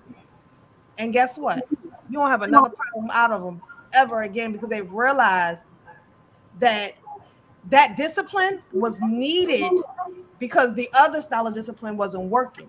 So it boils down to your child. We thought that with Aiden. That's what I said. It boils down to your child. Because like I said, because I had Frank, who Frank wasn't a bad child, but when Frank got in the phase where he was doing X, Y, and Z, and he could beat Mike, we were here. That story is funny, but I know he could beat Mike. We were doing what we were doing. Frank's father didn't live here, but his father was very present in his life. You know what I mean? And when I couldn't, I would make that phone call. He would talk to Frank till he blew in his head. Because I knew my boundaries. I wasn't just gonna come in and just be beating. Yeah, I know what you mean. So it got to the point where I'm talking, Mike's talking, Dad's talking regularly. Dad made a trip. It took that, and I'm telling you, that one trip had me in tears, crying. Yo, I never had a problem. You're about to get your ass whooped. Somebody pay tolls to come down. Tolls. Walk up in your house. Walk up in your house where he at. Mm-hmm. I walk in the room and this is what I was told: get out of a room in my house. Oh. I never had a problem out of Frank again. Me either. Again. Now that middle one, beating didn't work for him. Talking didn't work for him. See, that's why I'm only gonna have one kid. Two personalities. You just need one. I look at him. I don't gotta beat him, slap him. I give him that eye. I don't have no issues out of my son. I've never had to beat my child. What you're doing works, and see that's the difference. It works. So anybody coming into the situation, if they see that your method works, there's no need for any excess of anything. I think it's just literally my demeanor. Like what I say, go. And I look him in his eyes. My dad used to do the same thing with me. I did get beatings, but he beat me to the point where I was scared. But he beat me when I used to lie. I still have a kind of a bad habit of lying, but I used to lie so bad off of dumb stuff, and he used to be like, "Baby girl," I'm the only child. "Baby girl, just tell me the truth." And I just used to be so scared. The more he beat me, the scared I got, and it's got worse and worse. So, and for you, and that's why you take the approach you take now. Yes, the fear you had when you grow from growing up and the discipline you received. So you took so you took the reverse of what I took, because I got my father and mother didn't have a problem with laying hands when I did something wrong, and I disciplined in the same manner. As my parents. You took yours and did it the opposite because you differently than mine did me. And it hurt. It's I hate it because you're Shannon. You were leading from a different place. Hers is coming like, and I'm not trying to be negative in any way, but hers is a trauma. Right. That's what I was saying. Hers is a trauma. So her parenting is driven off of her trauma. Right. Whereas yours, you're looking at it as, hey, this was beneficial for me. It kept me in line. So I'm going to adopt that same practice. She's like, I'm going to adopt a whole totally different practice. So you used to get that big belt, that big belt, and soak it in some hot water. Belt. And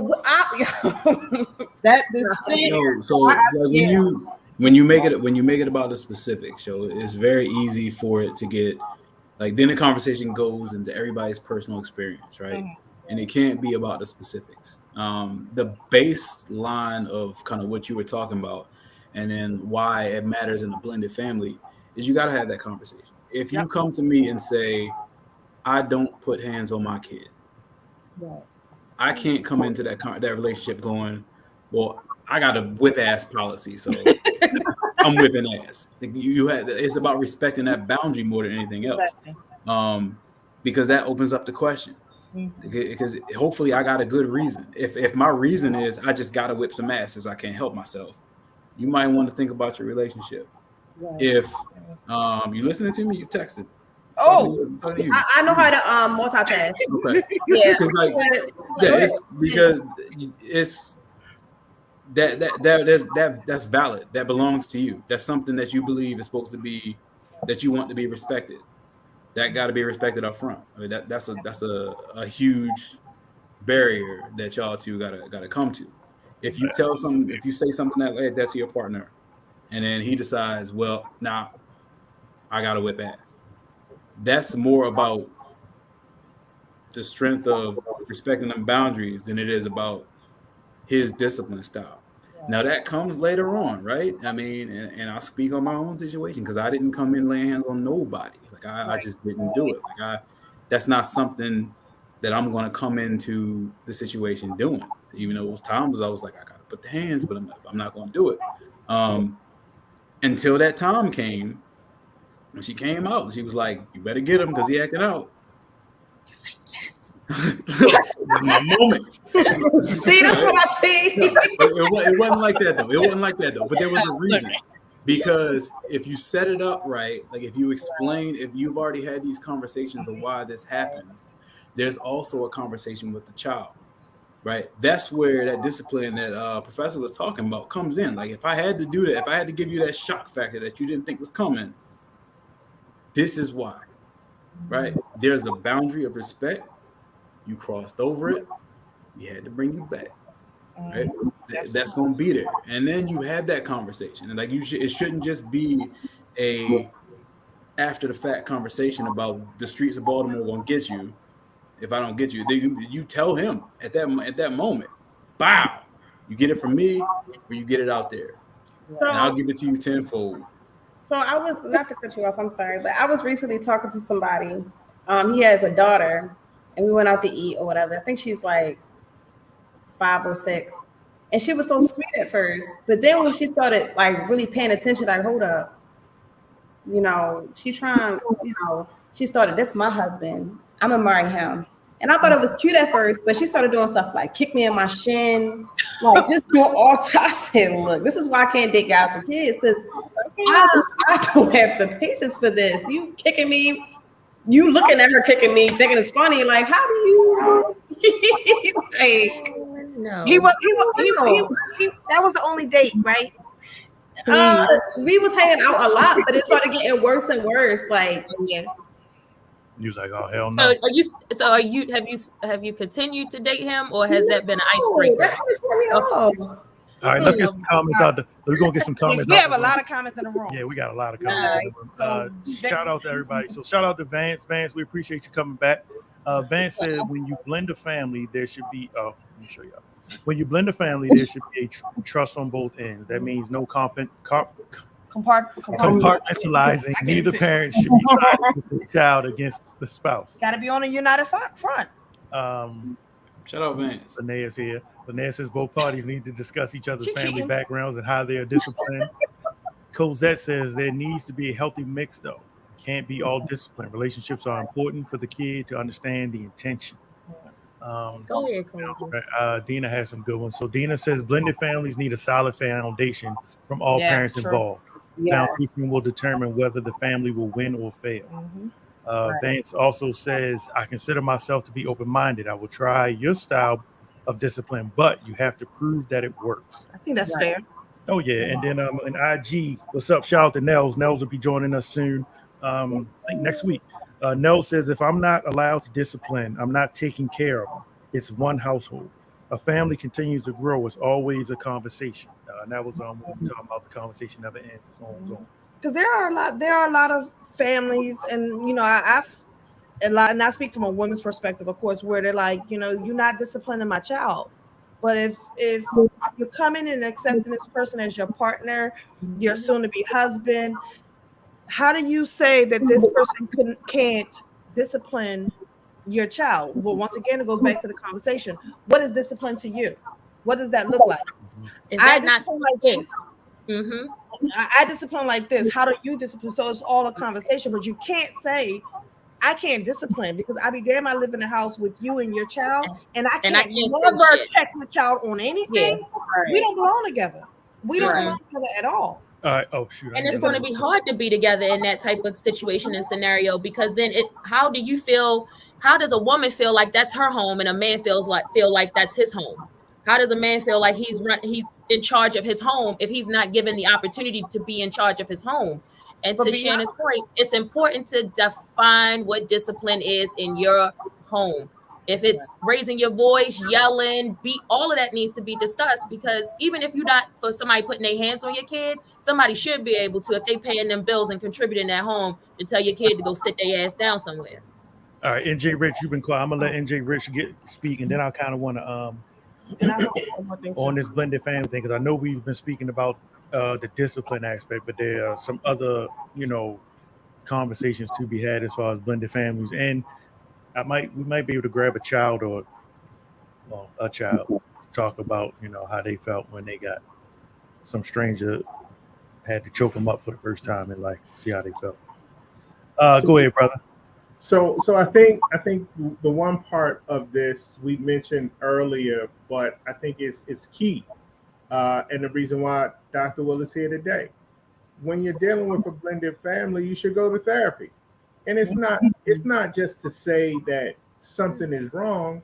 It's a space to be able to work out these differences, for you to see yourself from a different perspective, for you to be able to gain an understanding of your partner, for your children to be able to gain understanding of each other if there's children coming together. So therapy is not a negative word. It's not bad. It's not, all of the negative stereotypes. It's an opportunity for people to look inside of themselves, realize some things that they have not dealt with, talked about, understood. And if you're in therapy with your family, give them a perspective of each other's situation and where they're coming from.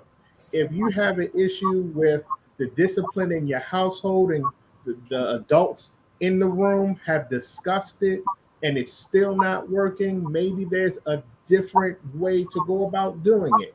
So we have to be able to not just, bend to the will of, this is just the way it's going to be, but we have to continue to look, think, and try to find ways to make the situation better. Therapy is an option to do that.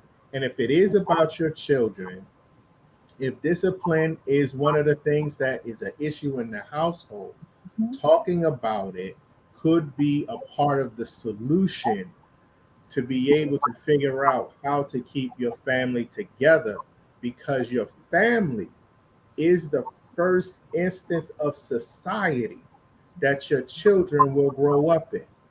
Parents are the first teachers. Siblings can also be the first friends, and how they learn how to deal with one another in a societal fashion. You learn that in your home before you walk out of the door.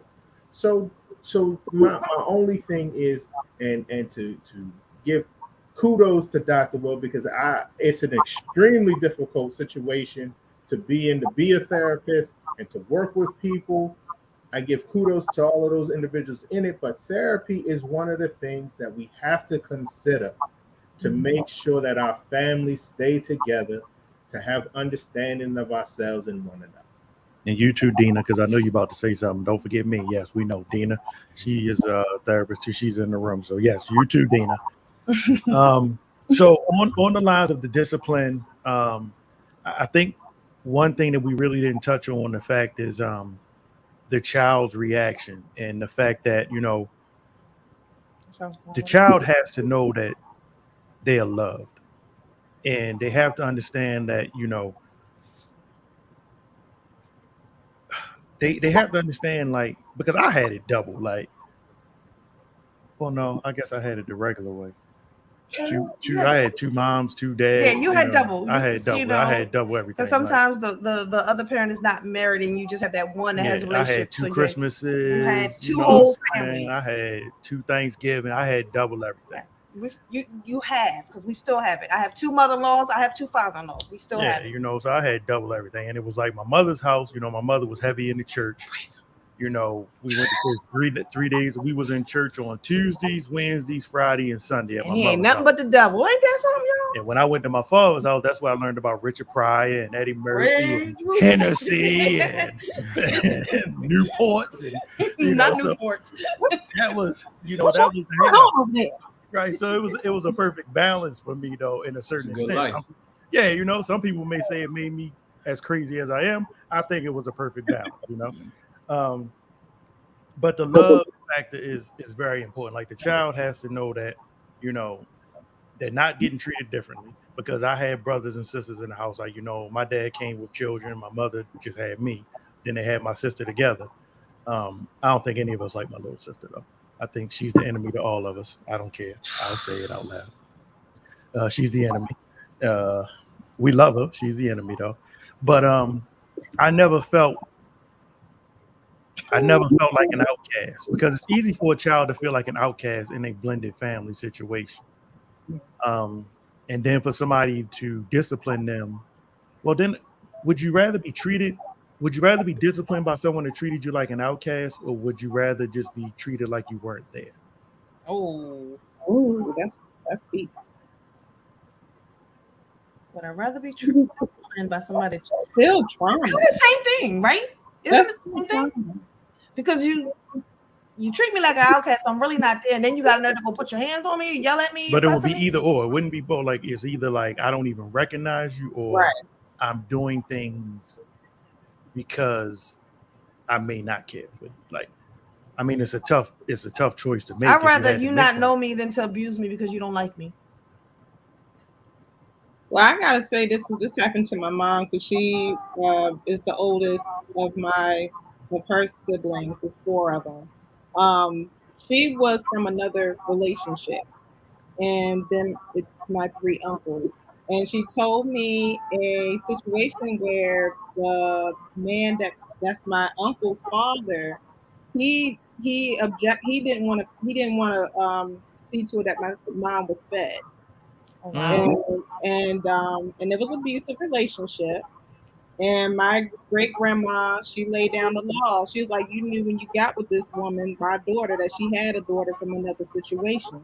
So why are you taking it out on her? And he got kicked out. He got booted. Well, I don't even understand. Like, why do you put yourself in a like you already know what the situation is, right? So is it mainly just because you just want the the good, like you want like. It's not the children you want the woman, and you'll deal with them being around, but you not even though you know she had a child. Can't miss her. Or just evil. People are just evil like that.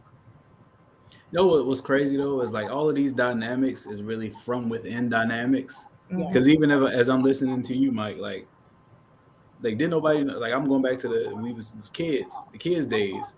We just went over there like that's Mike, that's Kevin, that's James, that's them. Like that's just who they are. Like did nobody know that? Like everybody who was in the room was family, and that's just what it was. It didn't become a blended family issue until somebody made it an issue. So somebody defined it. It was always there. Like it's so like we start putting these definitions on things and what blended family means and what it means and all this kind of all these specifics and stuff. But that's what a family is. That's what a family always is. And if you take the word blended off it, you have a bunch of people in the same room doing the same stuff, having the same interactions, having the same problems, having the same stuff to work through. And it really becomes this, like, because you can have the biggest problem to, I think, when these things come together, right, is you got, this is my family, it's how we do it. It's my family, it's how we do it. We come together and then we butt heads and decide, what are we keeping from my family? What are we keeping from your family? Instead of going, this is our family, how are we going to do it? Right. Like, how are we going to build this thing together that makes sense for everybody in the room? Because I got the way that I feel, and it may not have come from a good place. It might be what led me here. And you got things that you feel, and that led you, and like not being willing to have those conversations is what leads to the ongoing static, right? Because then when you bring kids into this environment, that's all they know. They don't know that it came from two different places. They just know that I'm here and this is my reality. And was the work done to make sure that that's going to be a secure reality, or are we still talking about things that we haven't resolved from baby mama number 3 back in the day? Yeah. And I think I know for sure. Go ahead, NJ Rich. Well, I saw a question in the room because Dina Scott posed a good question about practices blended families should engage in to address financial issues among parents, differences in religions, choices, and in discipline. I mean, it's all of it. All of it is a conversation.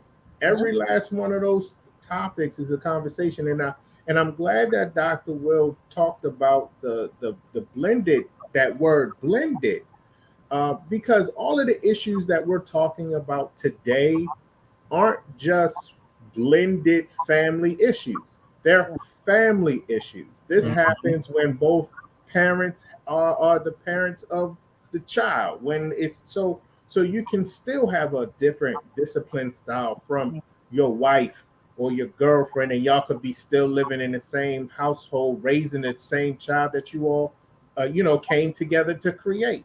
So these aren't blended family issues. These are family issues. Just the fact that you had a child with somebody else, or your girlfriend had a child with somebody else, and y'all decided to come together, it's the word blended, like Doc said, take that off the board. It shouldn't even be called blended families. This is family issues, because families, regardless of where the child came from, have all of the very same concerns that we are talking about today. If you have parents in the household and you have children in the household and everybody has their own thoughts and feelings and minds, people are going to butt heads, People need to learn to compromise. People need to do all of these things in order for the family, blended or not, to be able to move together. And the adults in the room have to maintain the blinders on the forward focusing direction and that vision that the adults in the room set for the family. So everything else has to go along with whatever the vision the adults in the room set. So that is the key. How can we move as a unit from point A to point B, from point B to point C, and so forth? It's not even about being blended. This is about being a family, and regardless of what the family looks like. Dang, Rich, you just changed the whole topic. That's what I did, though. I took it, like, but that's like when Dr. Bella said, great point. You know, just nobody. It's not a blended family until somebody makes it that way, right? Like that, like, and then NJ Ritt filed like that. I mean, that's it right there. Like, I mean, so it's just the baby mama and the baby daddy that's causing drama to make it the blended family. No, but that's my child. Don't be yelling at my child. But I think to the point of what's being also that walks in and causes the separation between the children. Like, but the word, I think the word, like going to what Will and NJ Rich was saying, Dr. Will, sorry. The word blended can be turned negative. Right. So it's very easy for you. The way that it's so it's what's in the word, because blended, why do we have to put something in front of it? It's what you define it. Like, I know I have aunts and uncles. They're married into the family. Right. I'm not going to call them my step aunt, my step uncle, or say that's my blended aunt or unblended. She in the blender, not blended. Why does that even matter? At the end of the day, if they produced kids or they didn't, that's my cousin. You know, regardless, that's my aunt, that's my uncle. Right. We throw around words and we don't realize that we create a negative definition to it that makes it an issue. And that's how, to the point, how it ends up becoming an issue in your situation, your relationship, in your home. Because we water it sometimes. We water it by giving it life. We water it by saying it. Oh, this is my half sister, like Shannon was saying earlier. Why is it a half sister? My sister is my sister. Some of us have pledged. Do you sit there and say that's, you might say that's my soror, but you hear people saying, no, that's my sister, that's my brother. So if I can do that of someone that I don't know, but now I'm taking ownership and I'm taking on this role and responsibility, I'm investing in this person and this home and these children, why do I have to define them in a way that's negative? No, that's my child. Maybe I wasn't a part of creating them, but they're a significant part in my life. And that's how we need to look at it, is removing those negative words and creating definitions around it that don't help us elevate and grow as a unit. Is it too late to drop a heavy question, Mike? Ooh. Nope. Heavy question. You got time. Heavy question. Think about this, though. What's more important to you? The family you inherit or the family you choose? The family you I have inherit. to pick one. Yeah. If you had to pick one, right? I mean, and it's a deep question. That's probably a whole show worth of question. But think about it, though. You have people who you come into life, right? This is my mom, my dad, my cousin, my uncle, whoever. I have to love them. Mm-hmm. That's what I have to. I'm just taught to love them. Out of that situation, you have people who may not necessarily be worthy of your love. But you continue to love them because you have to. You appointed those. You have the people you choose to love, your spouse, stepkids, people, your brothers, your homeboys, like people that's family but not family, your fake cousins, like people like that who you bring into your life intentionally. And you choose those people and you have bonds with those people because they don't have that stuff that you had to accept and inherit. Like that one crazy cousin, like one crazy uncle who you just like, that's just him. That's just how he is. And I'm not really feeling his vibe, but I have to because that's blood. That was tough. That was a tough question. Perfect. Can I spin that question on his head real quick, Doc? Not on his head. Yes. What I think about is even those people that I'm blood related to, the way I think about it, I still choose them. I still choose them even if they're blood. I'm choosing my brother to be my brother when I get to a level of understanding of what relationship is. Now, my blood brother possibly could not deal with me. I can possibly not deal with him. He could be another Joe on the street, blood brother. So I choose those who are related to me to be in that spot, that position in my life. I choose those that aren't my blood, aren't blood kinfolk as my family members by anything outside of choice, experience, and time. Because your family is a collection of people with like-minded things headed in a similar direction. Your tribe. You know what I mean? And that community it can be as small and as big as you want it to be, by blood or by choice, but I've chosen to be my mother's son. Because today you can go to the court and not be, you can go to court and not have parents. You can go to court and do anything these days. Yeah, I choose my mother, I choose my father, I choose my brothers, I choose my family. You know, just like I chose my wife. So can I want piggy off of that, because I got a question for Dr. Will. Off of what NJ Rich said. Yes, you are making a choice, because you can choose to not have family members around you because maybe it's an unhealthy relationship. It's toxic. It's not something that's helping you grow or elevate you. It's knocking you down. So how do you handle, and I guess this is for both of you guys, how do you handle those type of situations as well? Because it's like, these are people that I'm forced to be in a situation with. I have to come around. I have to be here. So you're really not going to go nowhere. But this love over here is chosen. But you take this person over here, that's family, is taking my love for granted. They don't value me. There's no respect and honoring over here that I have chosen that decision. Now I'm making an executive decision to say I'm choosing me, self-care, because this is a relationship that's toxic. It's not helping me. So I have to take a step back. And I noticed that these outside relationships are more healthier for me. Right. I think you handle it exactly the way that you said. Like, that's exactly it. That's how you handle it. You choose. And like, not a lot of people are thinking like you, NJ Rich. Like, it's, you are an anomaly. So I asked that question because not a lot of people are willing to consider what that really means. Because there is no right answer. Like, there's no one more important than the other. What's more important is what serves you. And you have to understand, like, the concept of selfishness is not a bad word. We've turned it into a bad word. We've turned it into a whole different definition. But if you can't consider yourself first, you're not properly equipped to serve the so-called people you're trying to be selfless for. You have to be your best you before any of that matters to anybody else. And that includes hard questions like, my girl don't want me to whip ass and I want to whip ass. I got to figure out what that means to our situation.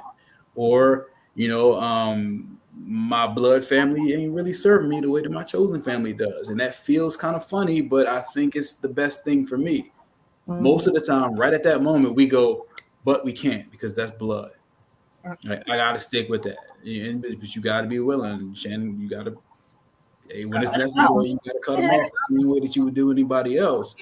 So that, I think, feeds into the idea of what a blended family or a family really is. Did you decide collectively or with the people around you that this is the situation that serves everybody the best? Then if that's the case, it's real easy to identify the people who don't. The disgruntled baby's mama, or the crazy uncle, or the bad dad who don't whip everybody. All of them become real easy to see when the circle is for the circle. And I think we are inherently, play on words, taught unconditional love for your family. My mother beats me in the head with, so and so is doing this, make sure you go. So and so is doing that, make sure you go.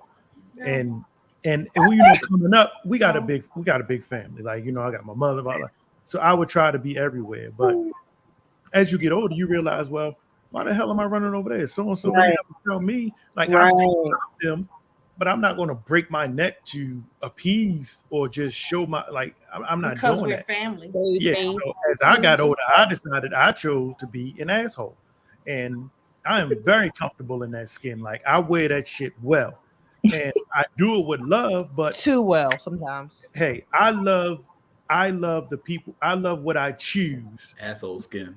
Thank you, sir. I got one of those too. Thank you. That's your coon saying. Look, me and Dr. Will. Oh! His mama's in the room. She said you can't say asshole, so I'll say it for you.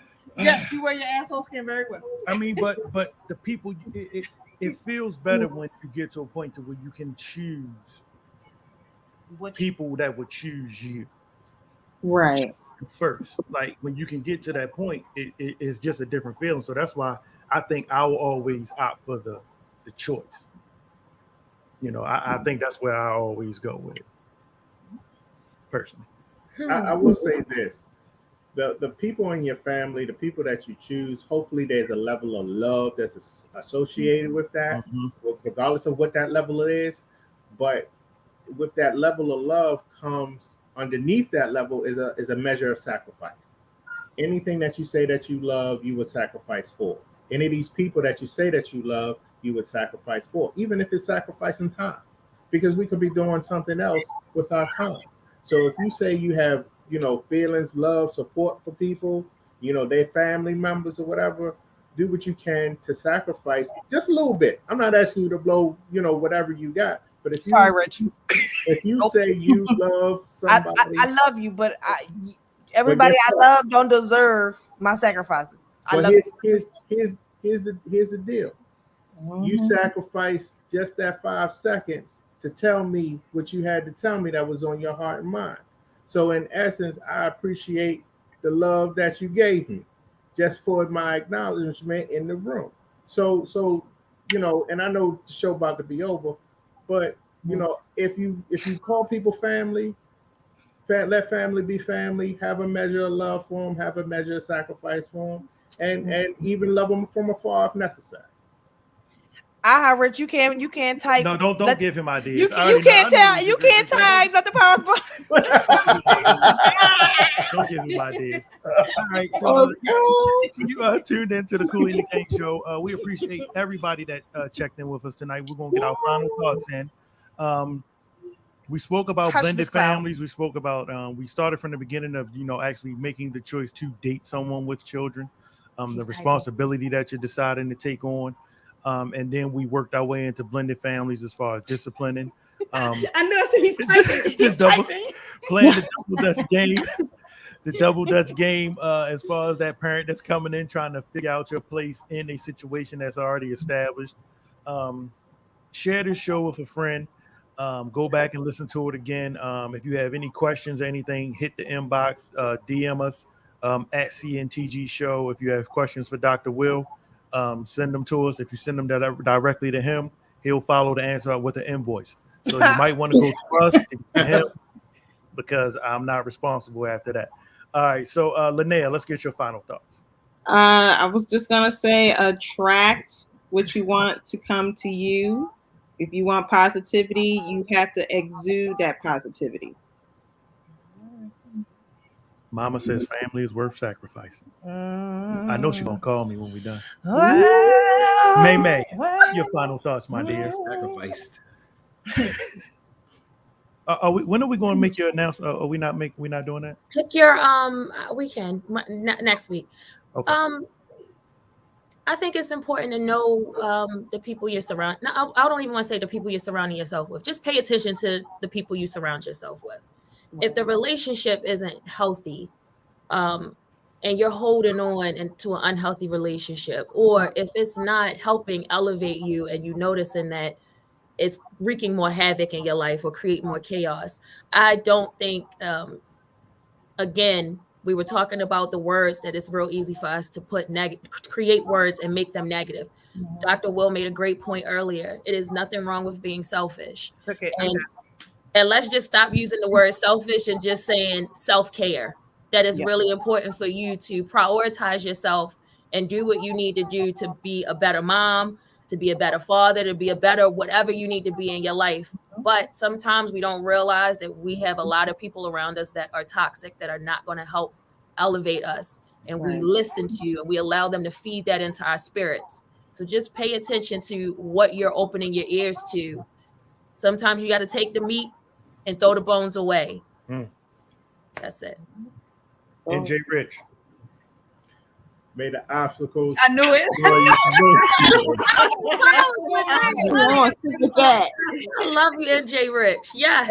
But for real, y'all, thank you for having me on.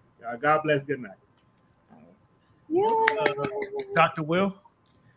Yeah, I just think they'll be careful with definitions, man. Like definitions is we try to fit those. Once we put them on them, they like brackets, and now we try to live within those things. They may not necessarily serve us in the situation. You always have a choice. You always have a choice to decide what your family means, what your family is going to be tomorrow. And if it ain't working for you today, get together and discuss it. Figure it out. Change it up. Like there's no, Professor was talking about the conversation we had before. Like there's no time-bound thing that says we have to figure this out by right now. Tomorrow will come. And if you want your family to move different, do it that way. But nobody has ever decided how families come together. Like they always come together in different ways. And once we take those ideas of thinking a family has to be a certain way off, this whole thing is going to be a lot easier to figure out. Shane. So we learned today in my what's that man you don't like on the radio? What's his name? D.L. Hughley? Yes. When he does what you learned today, I learned that we are all family. We are all family. We're all blended some way, but family is really what you make, and who you select as your tribe. That is your family. And Mayberry took what I was going to say as well, as far as what Dr. Will said, putting yourself first, because that's one of the things that I had to slowly learn, is that as long as I keep putting and doing everything for everybody else, eventually I'm not going to be any good to anybody else because I haven't taken the time to put myself first. So that's something that we all have to remember, that it's okay to take the time to step back and do what you need to do for you so that you can be the best person for your tribe, your family, and all the things that you're involved in. Yeah. Go ahead, Glam Shan. I definitely appreciate you provoke the pot with this. We're not doing this popcorn whole shit. Put the wings and hot sauce. God bless. Good night. Good night. I'm done. I just wanted to thank Dr. Will as usual. I appreciate you guys. We still need to figure out how we're gonna do this thing because like you told me, we strong together. So we gonna figure something out. We're gonna put it together, even though we making it happen. I think we averaging about once a month now. Yeah, I'm in there. I don't know why you try to play me like that. Like I didn't tell you no. Yes, Dr. Will coming with it. Oh gosh. So I'm in there. Dr. Will done checked 2 people tonight, but we ready to let this slide, okay? He always checking me. When he did. I'm glad everybody else getting some. NJ Rich, I appreciate you for being there whenever we reach out. Linnell, welcome. We can't wait to do more things. NJ Rich, I'm gonna keep working on you when school is done. I got something for you. Thank you for joining us too. Power of Integrity _ on Instagram. I'm about to start vlogging and doing my whole thing. So looking at this really inspires me. I want to thank you guys for having me. Although I don't look as beautiful as the ladies on here right now, because I just got off of work. Girl, I'm busted. Tune in on mine, okay? Let's make this last show, girl. It ain't gonna look the same. Any assistance you need, just. We already connected, so any assistance you need, whatever. So thank you, I really appreciate it. Yeah, we definitely about support. We'll be back next week. Nels will be on with us next week. I had a good time. The only thing I'm going to say as far as this whole thing, blended families, take the blended off, and then you'll have the perfect situation. And that's all I got to say about it. And also let the obstacles before you provoke the power. Y'all ain't right, man. From your fountain. Little AB Lexington to walk out. I cannot. Just because my mama here, I'm gonna play a little gospel. Good night. Praise him, hallelujah. On Blockworks Radio. Bye, y'all. See you, May. Cause you have made me whole. Your spirit.